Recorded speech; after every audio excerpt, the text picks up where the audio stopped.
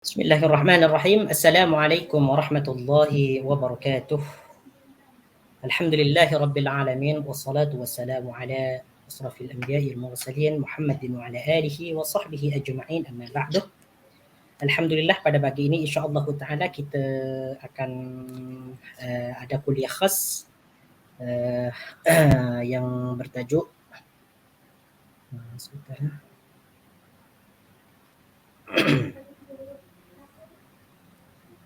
yang bertajuk Mengenal Allah Gerbang Utama Menuju Kesempurnaan Iman yang akan disampaikan oleh Ustazuna Ustaz Abdullah Taslim.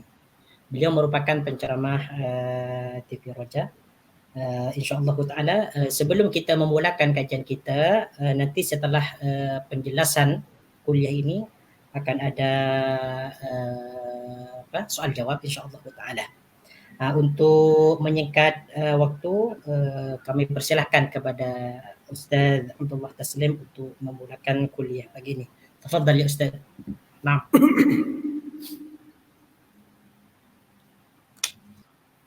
Assalamualaikum warahmatullahi wabarakatuh. Innal hamdalillah nahmaduhu wa nasta'inuhu wa nastaghfiruh. Wa na'udzu billahi min syururi anfusina wa min sayyiati a'malina. May yahdihillahu fala mudhillalah wa may yudlil fala hadiyalah. Wa asyhadu an la ilaha illallah wahdahu la syarikalah wa asyhadu anna Muhammadan 'abduhu wa rasuluh. Ya ayyuhalladzina amanu taqullaha haqqa tuqatih wa la tamutunna illa wa antum muslimun. Ya ayyuhan nasu taqu rabbakumul ladzi khalaqakum min nafsin wahidah wa khalaqa minha zawjaha wa batha minhuma rijalan katsiran wa nisaa'a wattaqullaha alladzi tasaaluna bihi wal arham innallaha kana 'alaikum raqiba. Ya ayyuhalladzina amanu taqullaha wa qulu qawlan sadida yuslih lakum a'malakum wa yaghfir lakum dhunubakum wa may yuti'illaha wa rasulahu faqad faza fawzan 'azima. Allahumma salli wa sallim wa barik ala nabiyyina Muhammadin wa ala alihi wa sahbihi wa man tabi'ahum bi ihsanin ila yaumiddin, amma ba'du. Alhamdulillah, para ikhwan dan akhwat kaum muslimin rahimakumullah, para ikhwan dan akhwat di majelis taklim Yayasan Taklim Malaysia ya. Alhamdulillah, kita bersyukur kepada Allah Subhanahu wa taala atas semua limpahan nikmat dan karunia-Nya. Di pagi hari menjelang siang ini kita dipertemukan di dalam majelis ilmu yang mulia meskipun secara online untuk bisa bersama-sama mensyukuri nikmat Allah Subhanahu wa taala. Nikmat terbesar yang Allah Subhanahu wa taala turunkan kepada manusia adalah nikmat diturunkannya agama Islam yang penuh dengan petunjuk yang agung dan mulia. Nikmat diutusnya Nabi Muhammad sallallahu alaihi wasallam membawa sebaik-baik petunjuk. Allah Subhanahu wa taala berfirman di dalam Al-Qur'an, A'udzubillahi minasyaitonir rajim. Laqad mannallahu 'alal mu'minina idh ba'atsa fihim rasulan min anfusihim yatlu 'alaihim ayatihi wa yuzakkihim wa yu'allimuhumul kitaba wal hikmah. Sungguh-sungguh Allah Subhanahu wa taala telah memberikan karunia yang besar, nikmat yang sangat agung kepada orang-orang yang beriman ketika Dia mengutus kepada mereka seorang rasul, Nabi kita yang mulia Nabi Muhammad sallallahu alaihi wasallam, kepada mereka, kepada orang-orang yang beriman, yang kemudian Rasulullah sallallahu alaihi wasallam membacakan kepada mereka ayat-ayat Allah, mensucikan diri-diri mereka serta mengajarkan kepada mereka Al-Qur'an dan hikmah, yaitu sunnah Rasulullah sallallahu alaihi wasallam. Oleh karena itulah, ikhwan dan akhwat fiddin rahimakumullah, nikmat belajar agama ini adalah termasuk karunia terbesar yang Allah limpahkan kepada manusia. Apalagi kita bisa belajar akidah yang benar, kita bisa belajar mengenal Allah, ma'rifatullah, kita bisa belajar tentang cara ibadah yang bisa mendekatkan diri kita kepada Allah Subhanahu wa taala, membimbing kita kepada jalan menuju surganya. Allah Subhanahu wa taala berfirman kepada Rasulullah sallallahu alaihi wasallam di ayat Al-Qur'an, wa anzalallahu 'alaikal kitaba wal hikmata wa 'allamaka ma lam takun ta'lam wa kana fadlullahi 'alaika 'azima. Dan Allah menurunkan kepadamu wahai Rasulullah Al-Qur'an dan hikmah, yaitu hadis, yaitu sunnah Rasulullah sallallahu alaihi wasallam. Wa 'allamaka ma lam takun ta'lam, dan Allah mengajarkan kepadamu ilmu agama yang sebelumnya kamu tidak ketahui. Wa kana fadlullahi 'alaika 'azima, dan sungguh karunia nikmat yang Allah Subhanahu wa taala berikan kepadamu dengan pengajaran agama ini adalah nikmat yang sangat besar. Oleh karena itu, kita bersyukur kepada Allah ya, di kajian yang bisa kita adakan di kesempatan kali ini meskipun secara online, tidak kajian langsung, tapi ini merupakan bagian dari syukur nikmat kita kepada Allah Subhanahu wa taala, yang semoga Allah Subhanahu wa taala senantiasa menjaga nikmat hidayah dan taufiknya pada diri kita senantiasa sampai kita menghadapnya pada hari kiamat nanti. Barakallahu fikum para ikhwan dan akhwat kajian Yayasan Ta'lim Malaysia rahimakumullah. Di kesempatan kajian kali ini kita akan mengkaji atau membahas tema tentang ma'rifatullah, mengenal Allah, gerbang utama menuju kesempurnaan iman. Mengenal Allah Subhanahu wa taala. Masya Allah, ini adalah istilah atau kalimat yang sangat dikenal oleh kaum muslimin. Mengenal Allah Subhanahu wa taala. Dan istilah ini atau kalimat ini memang kedudukannya di dalam Islam sangat agung dan sangat besar. Sampai-sampai di dalam Al-Quran Allah Subhanahu wa taala menegaskan, orang yang bisa benar-benar takut kepada Allah, bertakwa kepada Allah, benar-benar bisa menyempurnakan ketakwaan kepada Allah, hanyalah orang-orang yang mengenalnya dengan pengenalan yang benar. Allah Subhanahu wa taala berfirman di surat Fatir ayat ke-28, innama yakhshallaha min ibadihil ulama. Innama, hanyalah, artinya pembatasan. Hanyalah yang bisa memiliki rasa takut kepada Allah dengan sebenarnya, rasa takut yang hakiki, hanyalah orang-orang yang mengetahui, yang berilmu tentang Allah. Al-ulama di sini, orang-orang yang berilmu, maksudnya berilmu mengenal Allah. Sebagaimana yang diterangkan oleh Imam Ibnu Katsir rahimahullah ta'ala di dalam tafsirnya. Ketika beliau menafsirkan ayat ini, beliau mengatakan, ay innama yakhshahu haqqa khasyatihi al-ulama'ul arifuna bihi. Hanyalah yang benar-benar memiliki rasa takut kepada Allah dengan takut yang sebenarnya, kata Imam Ibnu Katsir, hanyalah yang benar-benar memiliki rasa takut kepada Allah dengan rasa takut yang sejati, yang hakiki, al-ulama'ul arifuna bihi, yaitu orang-orang yang mengenal, mengetahui, berilmu tentang Allah Subhanahu wa taala. Maksudnya mengenal nama-nama Allah Subhanahu wa taala yang maha indah dan sifat-sifatnya yang maha tinggi, yang maha mulia. Jadi kalau kita perhatikan ayat ini, berarti orang yang ingin memperbaiki takwanya, memperbaiki imannya, membenarkan ikhlasnya, membenarkan rasa takutnya, ketundukannya kepada Allah, maka jalan utama yang harus ditempuhnya adalah berusaha dia mengenal Allah Subhanahu wa taala sebagaimana yang Allah Subhanahu wa taala perkenalkan tentang dirinya. Nama-namanya yang maha indah, sifat-sifatnya yang maha tinggi dan maha mulia di dalam ayat-ayat Al-Qur'an dan hadis-hadis yang sahih dari Rasulullah sallallahu alaihi wasallam. Ini yang disebutkan di ayat tadi sebagai hanya mereka orang-orang yang bisa meraih ketakwaan dan ketakutan yang sebenarnya kepada Allah Subhanahu wa taala.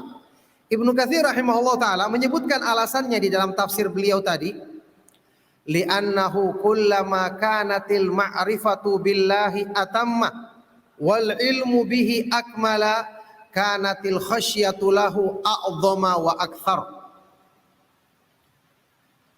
Hal ini disebabkan semakin pengetahuan seorang manusia, seorang hamba, semakin pengetahuannya tentang Allah bertambah dan ilmunya tentang nama-nama dan sifat-sifat Allah semakin kuat, maka ini menjadikan rasa takutnya dan ketakwaannya kepada Allah Subhanahu wa taala semakin besar dan juga semakin sempurna. Jadi di sini para akhwat, para ikhwan dan akhwat fiddin rahimakumullah, kaum muslimin, peserta kajian Yayasan Ta'lim Malaysia rahimakumullah. Di sini ada yang luput dari perhatian kita mungkin. Ketika kita berkeinginan untuk memperbaiki pemahaman agama, memperbaiki keikhlasan, memperbaiki khusyuk dalam salat kita, memperbaiki ketakwaan kita kepada Allah Subhanahu wa taala. Ya, kita belajar tentang iman. Bagaimana cara kita menumbuhkan iman? Tentu saja kalau kita melaksanakan sholat, kita berusaha memahami bacaan-bacaan dalam sholat kita. Waktu kita berzikir, kita berusaha memahami kandungan zikir yang kita baca agar ucapan zikir di lisan kita sesuai dengan perenungan di hati. Ini jelas merupakan sebab-sebab yang menguatkan iman, menumbuhkan iman di hati.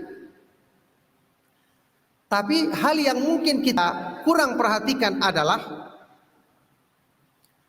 bagaimana caranya menumbuhkan di hati ya amalan-amalan yang merupakan inti dan ruh keimanan itu sendiri. Ruh daripada iman atau nyawa daripada iman. Ini hal yang kita lupakan. Ya, makanya kita bahas sekarang yang namanya ma'rifatullah, mengenal Allah itu kita dudukan dengan makna yang benar menurut akidah Ahlus Sunnah wal Jamaah. Karena banyak orang yang mengaku dia punya ilmu tentang ma'rifatullah, tapi didapatkan hanya lewat mimpi, kadang-kadang lewat khayalan atau perasaan bisikan hati. Semua ini jelas tidak benar. Karena semua orang punya mimpi, punya khayalan.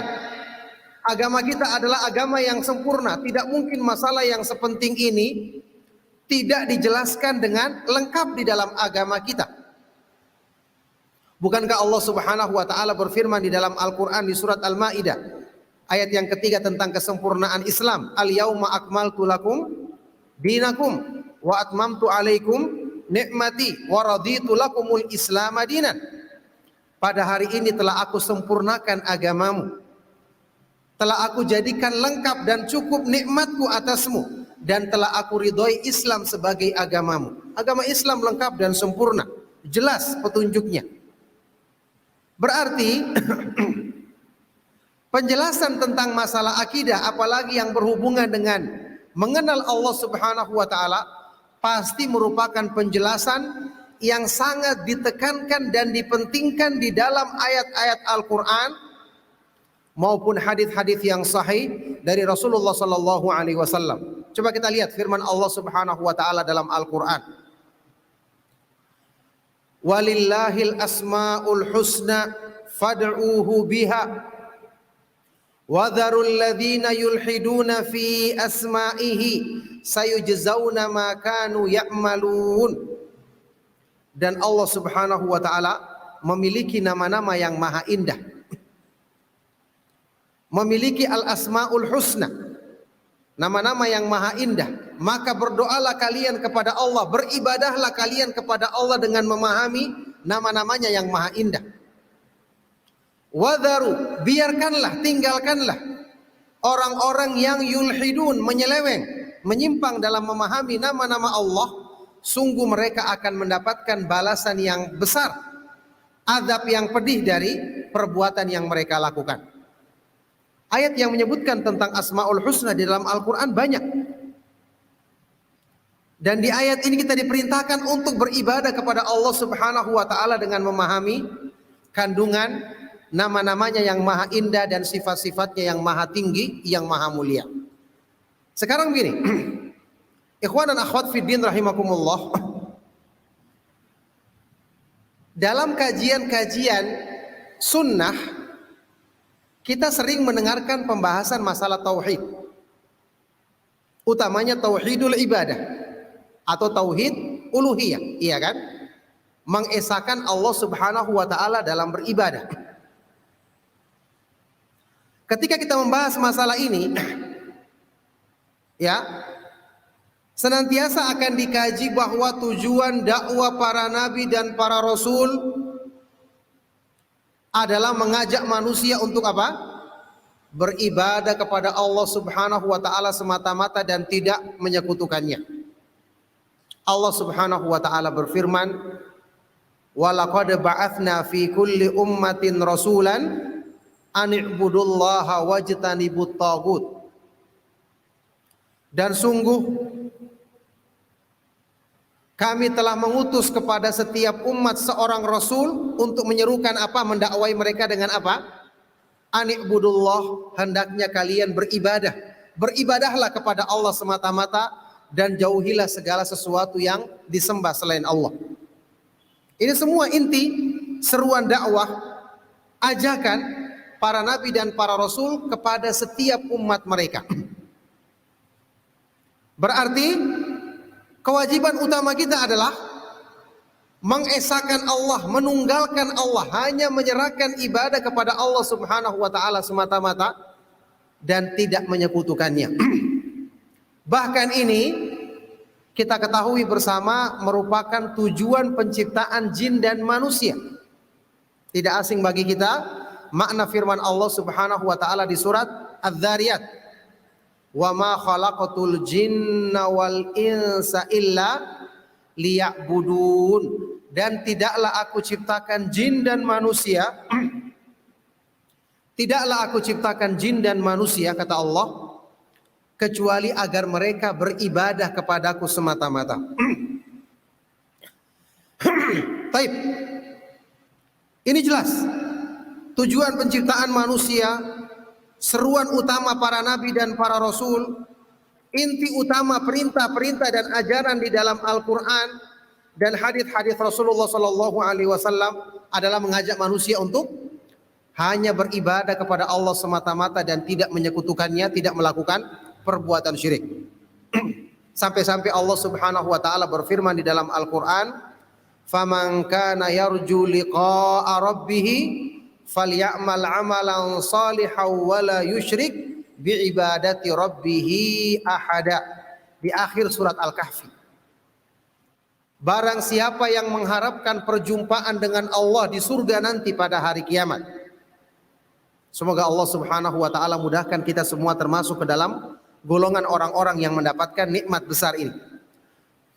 Barang siapa yang mengharapkan perjumpaan dengan Allah di surga pada hari kiamat nanti, maka hendaknya dia mengamalkan amalan soleh dan janganlah dia menyekutukan Allah Subhanahu wa taala dalam beribadah. Taib. Sekarang kalau kita hubungkan dengan pembahasan kita, pembahasan tema kajian kita saat ini, apa hubungannya mengesahkan Allah dalam beribadah dengan mengenal kemahaindahan nama-namanya, kemahatinggian sifat-sifatnya? Apa hubungannya tauhidul uluhiyah dengan tauhidul asma wa sifat? Mengesahkan Allah Subhanahu wa taala dalam nama-namanya yang maha indah, sifat-sifatnya yang maha tinggi. Kenapa dikatakan ini adalah jalur utama atau gerbang utama menuju kesempurnaan iman? Apa kaitan antara keduanya? Penjelasannya seperti ini. Ikhwan dan akhwat fiddin rahimakumullah. Beribadah kepada Allah Subhanahu wa taala semata-mata, bagaimana kita bisa wujudkan? Bagaimana kita bisa praktekkan dengan nyata? Ingat, ibadah ya, misalnya salat yang kita mulai dengan takbiratul ihram, kita akhiri dengan salam. Di situ ada ruku, ada sujud, ada bacaan Al-Qur'an, ada zikir, ada doa. Ya, ada salawat kepada Nabi sallallahu alaihi wasallam, ada tahiyat dan seterusnya. Ibadah-ibadah ini dimaksudkan untuk kita kerjakan bukan cuma sekedar dengan gerakan anggota badan atau waktu berzikir hanya sekedar menggerakkan lisan atau lidah kita. Bukan. Hanya itu tujuannya. Tapi ibadah yang dimaksud adalah ibadah yang kita kerjakan dengan anggota badan disertai dengan apa? Disertai dengan pengagungan, kecintaan dan ketundukan di hati kita kepada Allah Subhanahu wa taala. Jadi ibadah, ketika kita melaksanakan ibadah kepada Allah, kita sujud. Dalam sujud ini kita renungkan bahwa kita merendahkan diri di hadapan Allah yang maha tinggi, yang maha agung, yang maha besar, yang maha mulia. Sehingga ketika itu kita menghambakan diri dengan penghambaan diri yang sejati. Inilah yang namanya ibadah. Jadi ibadah bukan hanya gerakan anggota badan, tapi tidak ada khusyuk di hati, tidak ada rasa tunduk, rasa butuh dan bergantung kepada Allah. Kalau cuma sekedar ibadah anggota badan, maka ini ibadah-ibadah yang kering, tidak ada ruhnya. Para ulama menyebutkan khusyuk dalam ibadah itu adalah ruhnya ibadah atau ruhnya salat. Coba sekarang kita perhatikan. Imam Ibnul Qayyim rahimahullah ta'ala sewaktu menyebutkan hakikat ibadah. Apakah hakikat daripada ibadah? Hakikat daripada ibadah. Beliau mengatakan ibadah itu adalah ibaratun amma yajma'u kamalal hubbi wa kamalal dhulli lillah. Ibaratun amma yajma'u kamalal hubbi wa kamalal dhulli lillah. Ibadah itu adalah sesuatu yang menghimpun, yang mengumpulkan kamalal hubb, cinta yang sempurna, wadzul, serta ketundukan diri yang utuh, yang sempurna kepada Allah Subhanahu wa taala. Sekali lagi, ibadah itu adalah apa? Sesuatu yang menghimpun kecintaan yang sempurna dan ketundukan diri yang utuh kepada Allah. Apa arti ibadah? Kita artikan ibadah ya, kalau dalam bahasa kita mungkin bahasa Melayu mungkin menghambakan diri, hamba. Tahu apa artinya hamba? Hamba adalah budak. Artinya merendahkan diri. Kenapa kita beribadah? Karena kita butuh kepada Allah. Karena kita butuh kepada rahmatnya. Memang kita mempertimbangkan ibadah mendapatkan pahala dan keutamaan di sisi Allah. Jelas ini janji Allah yang kita benarkan. Tetapi ibadah itu sendiri adalah hakikatnya karena kita butuh. Dan dengan ibadah inilah kita bisa menyempurnakan kekurangan-kekurangan diri kita, memenuhi hajat-hajat dan kebutuhan kita kepada Allah Subhanahu wa taala. Allah Subhanahu wa taala berfirman di dalam Al-Qur'an, "Ya ayyuhan nasu antumul fuqara'u ilallahi wallahu huwal ghaniyyul hamid." Wahai sekalian manusia, kamu adalah orang-orang yang fuqara, yang miskin, penuh dengan kekurangan, bergantung kepada rahmat Allah, sedangkan Allah Subhanahu wa taala dialah yang maha kaya lagi maha terpuji. Subhanallah. Jadi karena kita butuh dan penuh kekurangan, dengan ibadah ini Allah menyempurnakan kekurangan-kekurangan dan kebutuhan hajat diri kita. Makanya orang yang menyempurnakan penghambaan dirinya, ibadahnya kepada Allah, dia disebut sebagai Abdullah, hamba Allah. Dan inilah gelar terbaik yang Allah berikan kepada Nabi kita, Nabi Muhammad sallallahu alaihi wasallam. Allah sebutkan di dalam banyak ayat Al-Quran. Subhanalladzi asra bi'abdihi lailan minal masjidil harami ilal masjidil aqsa alladzi barakna haulahu. Maha suci Allah yang memperjalankan hambanya. Rasulullah SAW disebut sebagai hamba Allah. Kenapa? Beliau menyempurnakan penghambaan diri, yaitu ketundukan diri yang sempurna kepada Allah. Inilah ibadah yang sesungguhnya. Inilah ibadah yang sejati. Kalau kita ingin lebih jelas, di dalam sholat, rukun sholat yang paling utama adalah apa? Pendapat yang terkuat, ada yang mengatakan rukun sholat yang paling utama adalah ketika kita berdiri, membaca Al-Fatihah ditambah surat. Ada juga yang mengatakan rukun sholat yang paling utama adalah ketika sujud. Sehubungan dengan keutamaan sujud, di dalam hadis riwayat Imam Muslim, Rasulullah sallallahu alaihi wasallam bersabda, "Aqrabu ma yakunul 'abdu min rabbih wa huwa sajidun fa aktsirud du'a fihi." Sedekat-dekatnya kedudukan seorang hamba dari Rabbnya, dari Allah Subhanahu wa taala adalah ketika dia sedang sujud, maka perbanyaklah doa ketika sujud. Kenapa sujud adalah keadaan kita yang paling dekat dengan Allah? Karena sujud adalah wujud atau praktek dari penghambaan diri yang sempurna. Bayangkan di dalam sujud kita meletakkan anggota badan kita yang paling mulia, yaitu wajah kita, kepala kita letakkan sejajar dengan tanah dalam rangka tunduk kepada Allah, merendahkan diri kepada Allah yang maha tinggi dan maha mulia. Sudah seperti itu, di dalam sujud kita baca doa apa? Zikir apa? Subhana rabbiyal a'la atau subhana rabbiyal a'la wa bihamdi. Maha suci Rabbku Allah yang maha tinggi, segala puji baginya. Kita sudah merendahkan diri dengan sempurna, kita meninggikan dan mengagungkan, membesarkan Allah Subhanahu wa taala. Inilah wujud ibadah yang sejati. Jadi kita faham di sini, ikhwan dan akhwat fiddin rahimakumullah, peserta kajian Yayasan Ta'lim Malaysia rahimakumullah. Ya.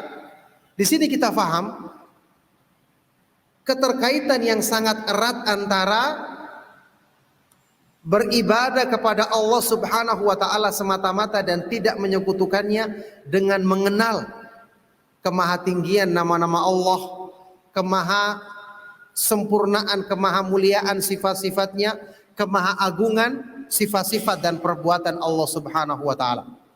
Makanya coba kita hubungkan dua ayat Al-Qur'an yang akan menjelaskan makna ini ya dengan satu kesimpulan. Coba firman Allah di surat Adz-Dzariyat yang tadi kita bacakan tentang tujuan penciptaan manusia, penciptaan jin dan manusia, penciptaan alam semesta beserta isinya, yaitu wa ma khalaqatul jinna wal insa illa liya'budun. Tidaklah aku ciptakan jin dan manusia kecuali agar mereka beribadah kepadaku semata-mata. Apa arti ayat ini? Allah menyebutkan Dia menciptakan jin dan manusia tujuannya agar mereka beribadah kepada Allah semata-mata dan tidak menyekutukannya. Kita kaitkan dengan firman Allah Subhanahu wa taala di akhir surat At-Talaq. Surat At-Talaq Allah Subhanahu wa taala berfirman, Allahul ladzi khalaqa sab'a samawati wa minal ardi mithlahunna yatanazzalul amru bainahunna lita'lamu annallaha ala kulli syai'in qadiru wa annallaha qad ahata bi kulli syai'in ilma. Dialah Allah Subhanahu wa taala yang menciptakan 7 lapis langit dan juga menciptakan bumi seperti itu, 7 lapis. Yang kemudian turun perintah Allah, pengaturan Allah terhadap langit-langit dan bumi. Ini penciptaan alam semesta beserta isinya.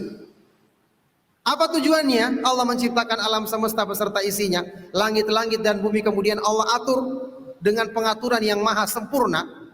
Tujuannya lita'lamu, agar kalian mengetahui wahai manusia, agar kalian mengenal annallaha ala kulli syai'in qadiru wa annallaha qad ahata bi kulli syai'in ilma, agar kalian mengetahui bahwasanya Allah Subhanahu wa taala maha mengetahui segala sesuatu, agar kalian mengenal bahwasanya Allah Subhanahu wa taala maha kuasa atas segala sesuatu, wa annallaha qad ahata bi kulli syai'in ilma, dan bahwasanya Allah Subhanahu wa taala meliputi semua makhluknya dengan ilmu pengetahuannya. Ayat yang kedua menjelaskan apa? Tujuan penciptaan alam semesta, tujuan penciptaan langit-langit dan bumi dengan pengaturan Allah Subhanahu wa taala yang maha sempurna, tujuannya agar manusia mengenal kesempurnaan ilmu Allah, mengenal kemahakuasaan Allah Subhanahu wa taala atas segala sesuatu, yaitu mengenal kesempurnaan sifat-sifatnya. Jadi kedua ayat ini menjelaskan makna tauhid yang lengkap. Ya, Syekh Abdul Razak hafizahullah taala di dalam kitab beliau Fiqhul Asmaul Husna menyebutkan ayat yang pertama tadi di surat Az-Zariyat, Allah menciptakan agar kalian beribadah kepadanya semata-mata. Ini namanya tauhidul amali, tauhid dalam beramal, tauhid dalam praktek. Adapun ayat yang kedua, Allah menciptakan alam semesta agar kalian mengenal Allah, mengetahui sifat-sifat kesempurnaannya. Ini adalah istilahnya at-tauhidul ilmi, tauhid dalam ilmu, dalam pengenalan, dalam teori. Jadi ada tauhid dalam teori, ada tauhid dalam praktek. Kedua-duanya ini saling melengkapi untuk mewujudkan makna ibadah yang sesungguhnya. Nah, makanya di sini para ikhwan dan akhwat sekalian rahimakumullah, para nabi dan para rasul ketika mendakwai umatnya, dengan apa tadi mereka mendakwai umatnya? Seruan dakwah mereka untuk kembali kepada tauhid, beribadah kepada Allah Subhanahu wa taala semata-mata dan tidak menyekutukannya. Ternyata mereka tidak hanya menyerukan perintah ini kepada umatnya. Ternyata inti dakwah para nabi dan para rasul juga termasuk di dalamnya adalah mengajak umatnya untuk mengenal Allah, agar mereka mengenal keagungan zat yang mereka ibadahi, yang mereka diperintahkan untuk semata-mata tunduk dan menghambakan diri kepadanya. Ini seperti dijelaskan oleh Imam Ibnu Qayyim rahimahullah ta'ala. Imam Ibnu Qayyim rahimahullah ta'ala menyebutkan di dalam pernyataan beliau, inna da'watal anbiya'i war rusuli alaihimus salatu wassalamu taduru ala thalathati asya. Ini penting untuk kita perhatikan ya. Sesungguhnya seruan dakwah para nabi dan para rasul alaihimus salatu wassalam, seruan dakwah mereka taduru, berkisar atau berputar, ruang lingkupnya ada pada 3 perkara. 3 pembahasan utama.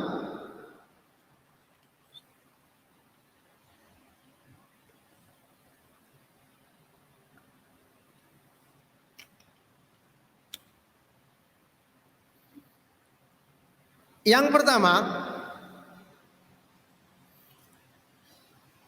ta'rifuhum birrabbil mad'uwi ilaihi bi asma'ihi wa sifatihi.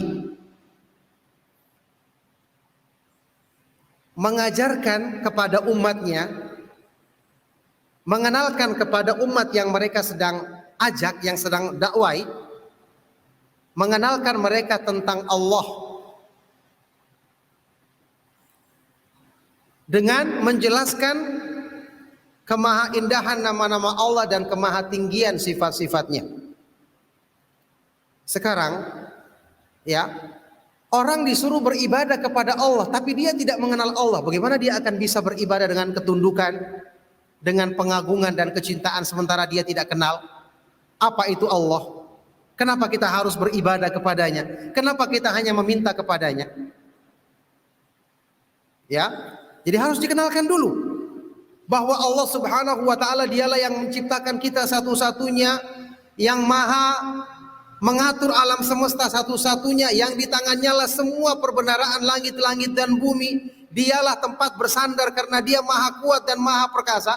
Setelah orang mengenal ini, maka dengan sendirinya hatinya akan selalu menghadapkan diri kepada Allah. Maka wajar kalau para nabi dan para rasul pertama kali mengenalkan kepada umatnya tentang nama-nama dan sifat-sifat kemahatinggian Allah Subhanahu wa taala.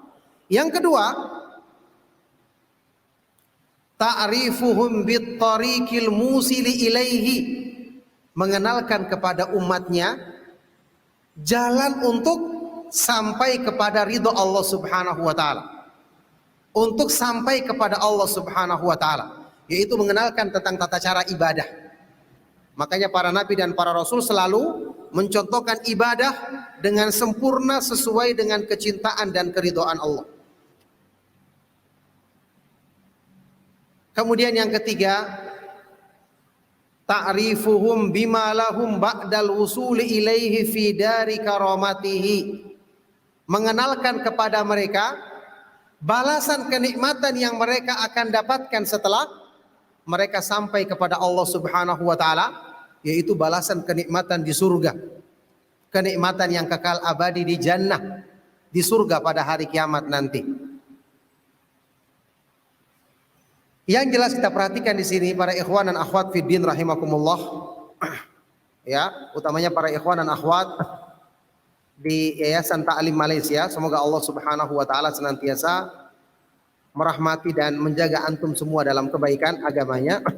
Jadi di sini mengenal Allah Subhanahu wa taala ini jelas merupakan jalan kebaikan besar yang harus kita lalui kalau kita ingin benar-benar menyempurnakan dan memperbaiki kebaikan-kebaikan dalam agama kita, memperbaiki iman kita, memperbaiki khusyuk kita dalam ibadah, memperbaiki ikhlas dalam niat kita, memperbaiki cinta, takut dan berharap kita kepada Allah. Yang tiga perkara ini merupakan tiang-tiang utama penopang iman. Tiang-tiang utama penopang iman. Sekarang, bagaimana kita bisa mencintai Allah padahal cinta kepada Allah itu kedudukannya kata para ulama sebagai apa? Sebagai ruhnya iman. Artinya iman tanpa nyawa kalau tidak disertai dengan cinta kepada Allah. Sekarang bagaimana kita akan bisa mencintai Allah kalau kita tidak bisa mengenal kemahaindahannya, tidak mendalami kemahatinggian, kemahasempurnaan sifat-sifatnya. Imam Ibnu Qayyim rahimahullah taala mengatakan, "Man arafallaha bi asma'ihi wa sifatihi wa af'alihi ahabbahu la mahalata."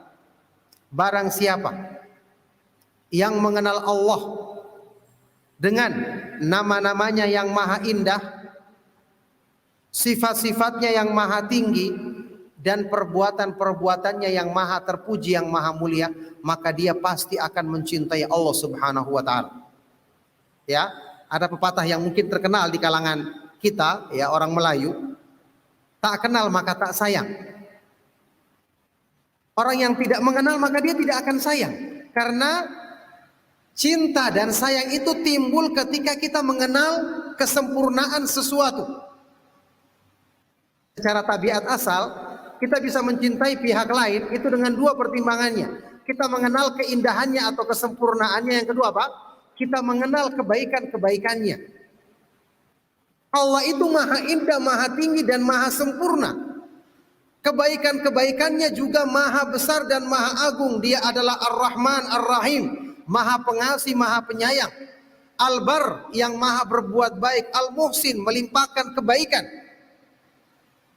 Subhanallah. Belum lagi Al-Wahhab, maha pemberi karunia. Al-Mannan, maha pemberi nikmat, pemberi anugerah. Belum lagi sifat-sifat yang berhubungan dengan pengampunannya atas dosa-dosa dan kesalahan kita. Kalau semakin kita mendalami dan mengenal Allah Subhanahu wa taala, kita pasti akan semakin mencintainya. Dan ingat, cinta kepada Allah tadi saya sebutkan kedudukannya, kata Syekh Abdurrahman As-Sa'di rahimahullah taala, mahabbatullah, mencintai Allah itu kedudukannya di dalam Islam, kata beliau adalah hiya ruhul iman. Dia adalah ruhnya iman. Jadi iman tanpa cinta berarti seperti jasad tanpa nyawa, tidak hidup. Karena dia ruh atau nyawanya iman. Jadi hiya ruhul iman wa haqiqatut tauhid. Dia adalah hakikatnya tauhid, hakikatnya tauhid. Wa ainut ta'abbud, inti penghambaan diri kepada Allah. Wa asasut taqarrub, dan landasan utama pendekatan diri kepadanya. Jadi di sini ikhwan dan akhwat fiddin rahimakumullah, kalau kita ingin memperbaiki sesuatu, kita harus tahu dari mana dasar perbaikan itu. Ya, makanya orang mengenal agama, dia tahu. Kalau kita punya bangunan rumah,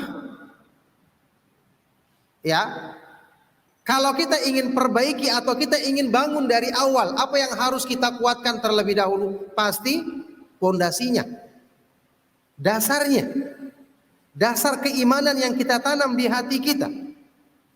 Ini yang harus diperbaiki terlebih dahulu. Ibnu Qayyim rahimahullah ta'ala mengatakan, al-arifu himmatuhu tashihul asasi wa ihkamuhu wa syiddatul i'tina'i bihi. Orang yang mengenal agama, perhatian utamanya adalah memperbaiki pondasi atau landasan, memperbaiki dasar, memberikan perhatian besar dan menguatkannya. Beda kalau orang tidak mengenal agama, dia hanya sekedar ingin membangun yang tinggi, yang megah, yang besar, banyak hiasan, tapi karena tidak kuat pondasinya, ada guncangan, ada gempa sedikit, runtuh dia. Maha benar Allah Subhanahu wa taala yang berfirman di dalam Al-Qur'an, afaman assasa bunyanahu ala taqwa minallahi wa ridwanin khairun amman assasa bunyanahu ala syuruf ala khairun amman assasa bunyanahu ala jurufin harin fanharo bihi fi nari jahannam ala syafa jurufin harin fanharo bihi fi nari jahannam. Apakah orang yang menjadikan landasan bangunannya di atas ketakwaan dan keridhaan Allah Subhanahu wa taala lebih baik dibandingkan dengan orang yang membangun agamanya di tepi jurang kebinasaan yang kemudian runtuh bersamanya di dalam neraka jahanam?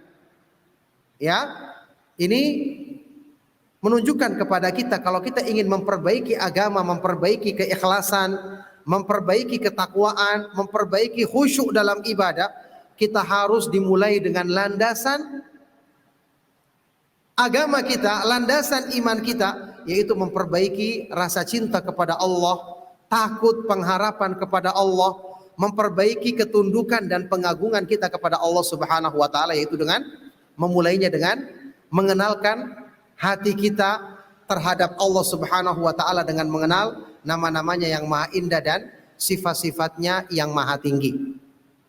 Makanya dalam akidah Ahlus Sunnah wal Jamaah, ya, kaidah dalam mengenal Allah seperti yang diterangkan oleh Imam Ahmad bin Hanbal rahimahullah taala. Beliau mengatakan, la yusafullahu illa bima wasafa bihi nafsahu wa ma wasafahu bihi rasuluhu sallallahu alaihi wasallam la yutajawazul Qur'anu wal hadits. Tidak boleh kita mensifati Allah kecuali dengan sifat yang Allah terangkan bagi dirinya di dalam ayat-ayat Al-Quran dan yang diterangkan oleh Rasulullah Sallallahu Alaihi Wasallam di dalam hadis-hadis yang sahih. Tidak boleh kita melampaui Al-Quran dan hadis. Makanya secara kesimpulan ringkasnya, akidah Ahlus Sunnah wal Jamaah dalam memahami nama-nama dan sifat-sifat Allah Subhanahu wa taala adalah kita hanya menetapkan nama-nama dan sifat-sifat Allah sesuai dengan apa yang Allah tetapkan bagi dirinya di dalam ayat-ayat Al-Quran dan yang ditetapkan oleh Rasulullah Sallallahu Alaihi Wasallam di dalam hadis-hadis yang sahih. Dengan kita wajib menafikan atau meniadakan 4 perkara. Wajib menafikan atau meniadakan 4 perkara. Apa itu 4 perkara? Pertama, bila tamtsil. Tidak boleh kita menyerupakan sifat Allah dengan sifat makhluk. Karena sifat Allah adalah maha tinggi, maha agung sesuai dengan kemahatinggian dan kemahabesaran Allah. Adapun sifat makhluk tentu kekurangan, kelemahan seperti keadaan makhluk. Allah Subhanahu wa taala berfirman, "Laisa kamitslihi syai'un wa huwas samiul basir." Tidak ada sesuatu pun yang serupa dengan Allah, yang semisal dengan Allah, dan Dia maha tinggi, Dia maha mendengar lagi maha melihat. Jadi tidak boleh menyerupakan. Yang kedua, wala takyif. Tidak boleh kita membagaimanakan sifat-sifat Allah. Tidak boleh kita membagaimanakan. Bagaimana? Allah sifat-sifatnya memiliki hakikat, tapi cuma Allah yang mengetahuinya. Karena Allah tidak memberitakan kepada kita, maka tidak boleh kita menanyakan hal ini, karena ini bisa mengantarkan kepada mencari-cari atau menyerupakan sifat Allah dengan makhluk. Yang ketiga, wala ta'til. Tidak boleh kita menolak, mengingkari sifat-sifat yang Allah terangkan tentang dirinya. Kalau Allah menetapkan dan Rasulnya menetapkan, wajib kita terima. Karena Allah lebih tahu tentang dirinya, tentang sifat-sifat kemuliaan yang pantas bagi zatnya yang maha mulia. Dan yang keempat, wala tahrif. Tidak boleh kita mentahrif. Tahrif artinya merubah atau menyelewengkan makna dari nama-nama dan sifat-sifat Allah. Kita harus artikan sebagaimana bahasa diturunkannya Al-Quran, yaitu bahasa Arab. Kita artikan apa adanya sesuai dengan bahasa Arab dalam memaknai sifat-sifat Allah Subhanahu wa taala tersebut. Maka jamaah sekalian, ikhwan dan akhwat fiddin rahimakumullah, inilah metode Ahlus Sunnah wal Jamaah dalam memahami nama-nama dan sifat-sifat Allah Subhanahu wa taala. Dan demi Allah, kalau kita pahami ini dengan benar, niscaya akan menumbuhkan kebaikan-kebaikan yang besar di dalam diri kita, akan menyempurnakan keimanan kita kepada Allah Subhanahu wa taala. Saya senantiasa menganjurkan di dalam kajian-kajian untuk kita membaca buku yang sangat indah menjelaskan tentang hal ini. Ada kitab yang ditulis oleh guru kita, oleh syekh kita, ulama besar di Madinah, Syekh Abdul Razak bin Abdul Muhsin Al-Badr hafidhahumullahu taala.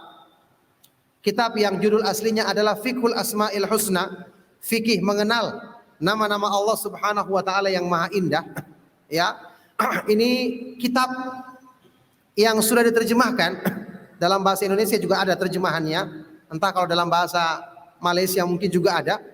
Kita baca kitab ini, sangat bermanfaat. Benar-benar menumbuhkan iman.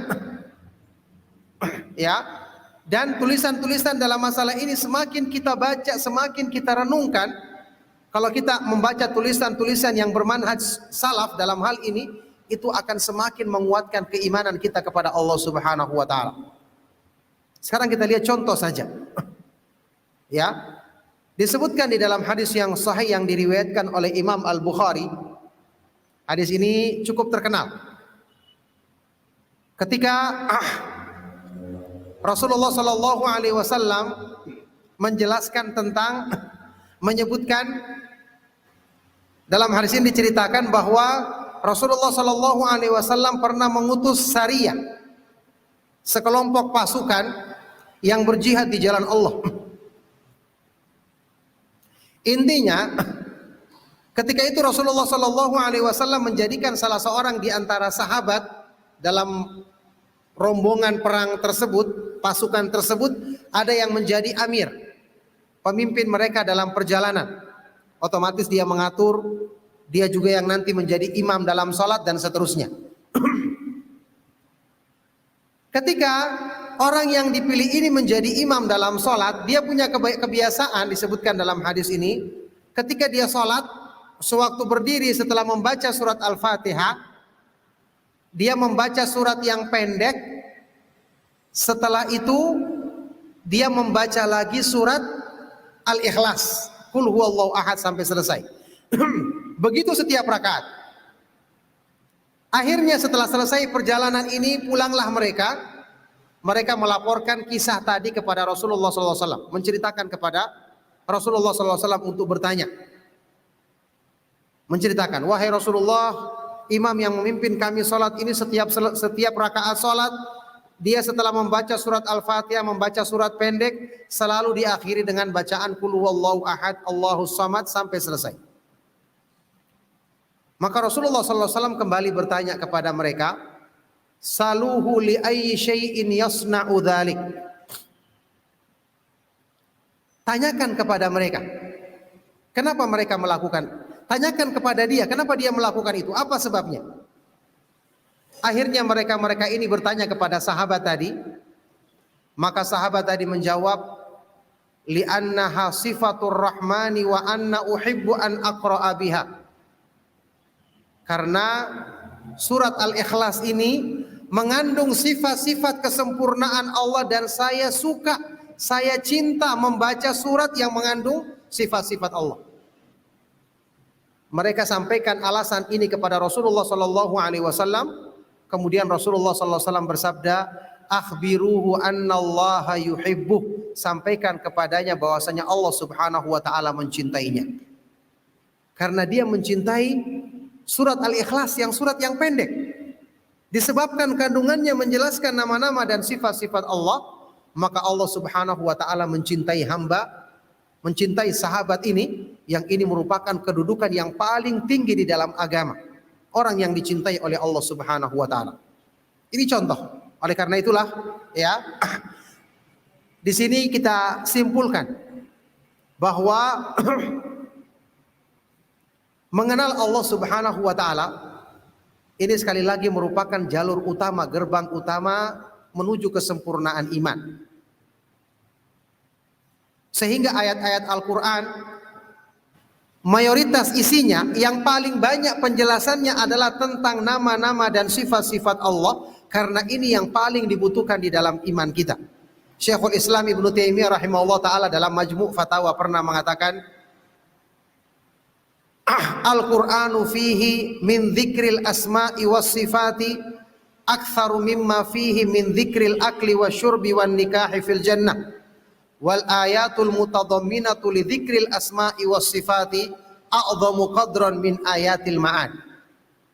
Di dalam Al-Qur'an penjelasan tentang nama-nama, sifat-sifat dan perbuatan-perbuatan Allah yang maha tinggi lebih banyak dibandingkan penjelasan tentang makanan, minuman, pernikahan di surga. Kenikmatan surga jelas kita butuhkan dalam iman. Tapi penjelasan tentang nama-nama dan sifat-sifat Allah ternyata lebih banyak di dalam Al-Quran, menunjukkan ini lebih dibutuhkan untuk menguatkan iman. Kata beliau, bahkan ayat yang menjelaskan tentang nama-nama dan sifat-sifat Allah, kedudukannya lebih tinggi. Ya, keagungannya lebih mulia dibandingkan ayat-ayat yang menjelaskan tentang hari kiamat. Subhanallah.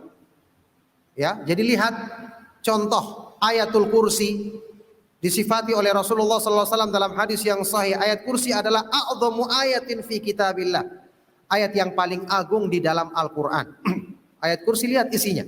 Tidak ada penjelasan tentang surga dan neraka, tidak ada tentang masalah hukum-hukum ibadah, tidak ada penjelasan tentang sifat-sifat orang yang beriman. Isinya murni tentang nama-nama dan sifat-sifat Allah. Tadi juga surat Al-Ikhlas yang disebutkan di dalam hadis sahih yang lainnya, innaha la ta'dilu thulutsal Qur'an. Surat Al-Ikhlas ini sebanding dengan sepertiga Al-Qur'an. Isinya juga murni tentang nama-nama, sifat-sifat dan perbuatan-perbuatan Allah Subhanahu wa taala. Demikian pula surat Al-Fatihah. Ini surat yang paling agung di dalam Al-Qur'an. Kalau ayat kursi tadi ayat, Al-Fatihah adalah surat yang paling tinggi kedudukannya. Surat Al-Fatihah di awal ayat, alhamdulillahirabbil alamin, arrahmanir rahim, maliki yaumiddin. 3 ayat saja sudah menjelaskan tentang nama-nama dan sifat-sifat Allah, menunjukkan surat Al-Fatihah pun isinya yang paling pertama dan paling utama adalah penjelasan tentang nama-nama dan sifat-sifat Allah Subhanahu wa taala. Oleh karena itulah di sini kita benar-benar mengambil satu pelajaran penting, bahwa mengenal Allah Subhanahu wa taala, mengenal kemahaindahan nama-namanya dan kemahasempurnaan sifat-sifatnya, ini benar-benar merupakan perkara yang sangat kita butuhkan secara darurat untuk perbaikan iman kita, perbaikan cinta, takut dan pengharapan kita kepada Allah, perbaikan khusyuk kita, perbaikan ikhlas kita. Kalau kita ingin jabarkan hal ini dengan lebih rinci, kita butuhkan waktu yang lebih panjang.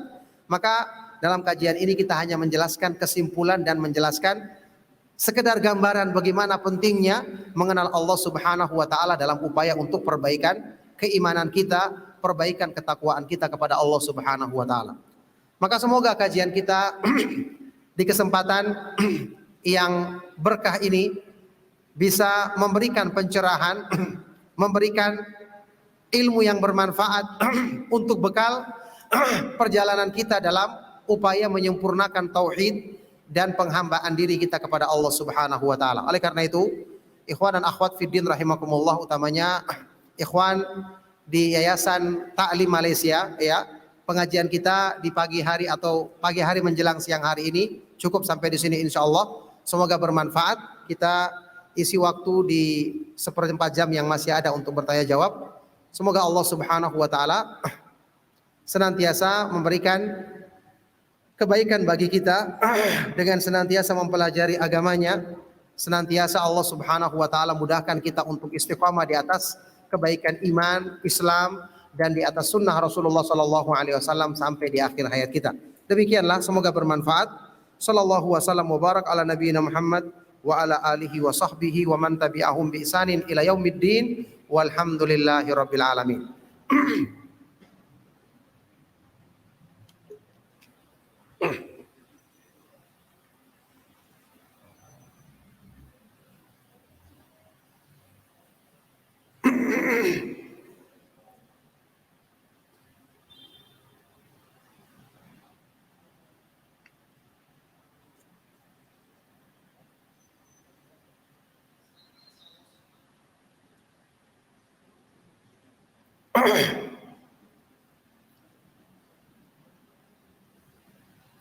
Ya, di sini ada pertanyaan yang masuk ya dari peserta Yayasan Ta'lim Malaysia. Pak Ustadz, kita perlu mengesahkan Allah, jangan sekutukan Dia Allah, tapi bila beribadah di tanah kubur tempat orang mati ditanam padanya, apakah ini menduakan Allah atau ini dikira khilaf ulama? Beribadah di kuburan, ya, pertama ini sesuatu yang tidak ada keutamaan khusus. Ya, tidak ada keutamaan khusus. Kita disyariatkan untuk beribadah atau memilih tempat-tempat yang diutamakan. Contohnya beribadah di masjid, apalagi di Masjidil Haram, Masjid Nabawi. Sekarang apa alasannya orang beribadah di kuburan?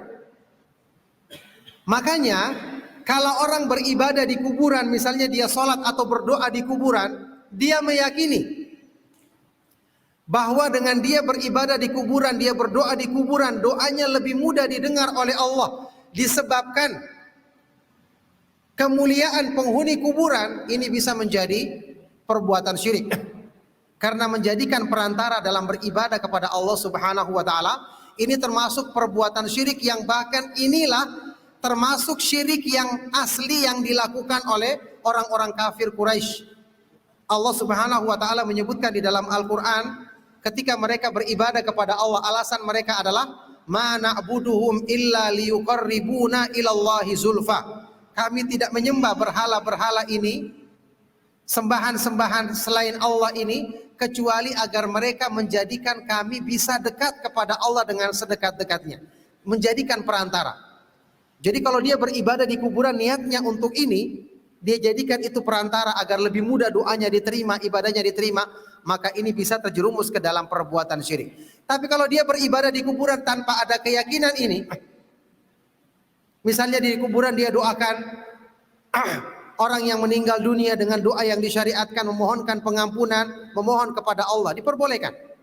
Rasulullah Shallallahu Alaihi Wasallam juga pernah menyolatkan jenazah seorang yang suka membersihkan masjid. Kemudian Rasulullah Sallallahu Alaihi Wasallam ketika meninggal tidak diberitakan, maka beliau datang ke kuburannya untuk menyolatkan jenazah di sana, menyolatkan jenazah di kuburannya. Ini bisa berlaku untuk kondisi yang demikian. Tapi di sini ingat, yang namanya sholat jenazah kan tidak ada sujud, tidak ada ruku, hanya berdiri saja. Ya, jadi dilihat dari niatnya.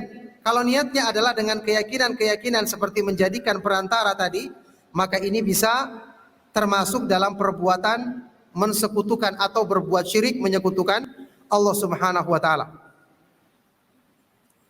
Pertanyaan berikutnya, ada orang Melayu katakan, nak kenal Allah perlu kenal diri sendiri dulu. Apa maksudnya?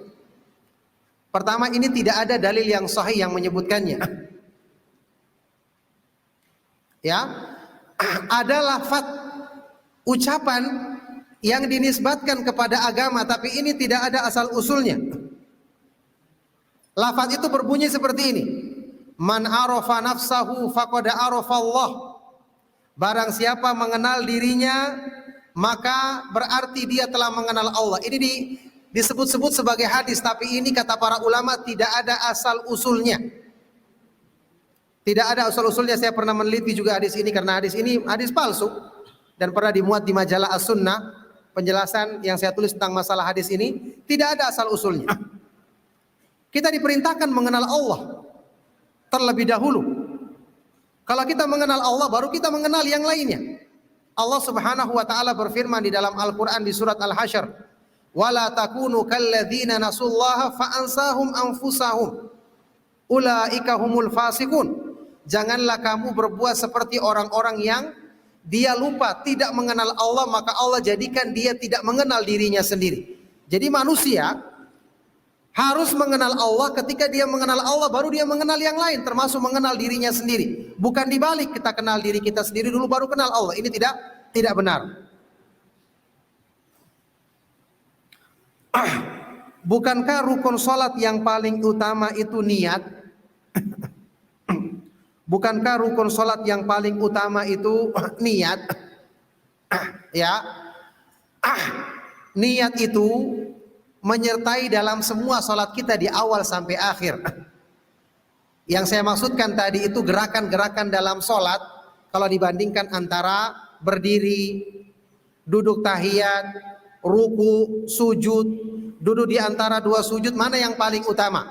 Ini pembahasan disampaikan oleh Imam Ibnu Qayyim rahimahullah ta'ala. Maka dibawakan pendapat ulama yang paling utama tadi adalah antara berdiri dengan sewaktu melakukan sujud. Adapun niat sendiri, niat ini bisa dia dikatakan sebagai bagian dari dalam sholat, maka berarti dia rukun. Ada juga yang mengatakan dia adalah syarat, karena dia di luar dari ibadah itu sendiri. Karena yang namanya niat kan kita harus niatkan dari awal. Bahkan sebelum kita melaksanakan sholat, kita harus laksanakan niat itu. Iya. Nah, oleh karena itu niat bisa dikatakan dia masuk dalam rukun sholat atau dia masuk dalam syarat sahnya sholat. Berikutnya, Assalamualaikum Ustadz, bolehkah kita orang awam ini meniru contoh yang dilakukan oleh sahabat tadi dalam salat kita untuk mendapatkan cinta Allah? Tentu boleh. Tapi jangan kita jadikan itu sebagai kita anggap sebagai dari sesuatu yang dicontohkan oleh Nabi Muhammad SAW. Meskipun itu boleh kita lakukan, cuman tetap kita harus renungkan makna dalam surat Al-Ikhlas tadi. Itu boleh-boleh saja karena Nabi SAW tidak mengingkarinya. Kalau seandainya kita memahami kandungan surat Al-Ikhlas kemudian kita baca berulang-ulang karena kita menyukainya, maka itu adalah perbuatan yang diperbolehkan karena Rasulullah SAW tidak mengingkari apa yang dilakukan oleh sahabat ini, bahkan beliau memuji dan membenarkannya. Nah,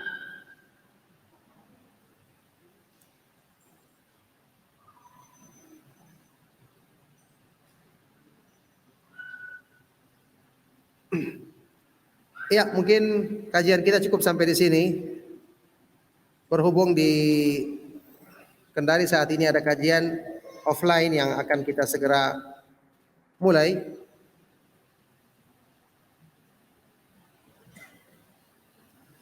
Ya, pertanyaan yang terakhir lagi ya, yang baru masuk ini. Kita yang berketurunan Islam mendirikan sholat. Tapi jika orang kafir bertanya kenapa kamu sholat, cara jelaskannya macam mana?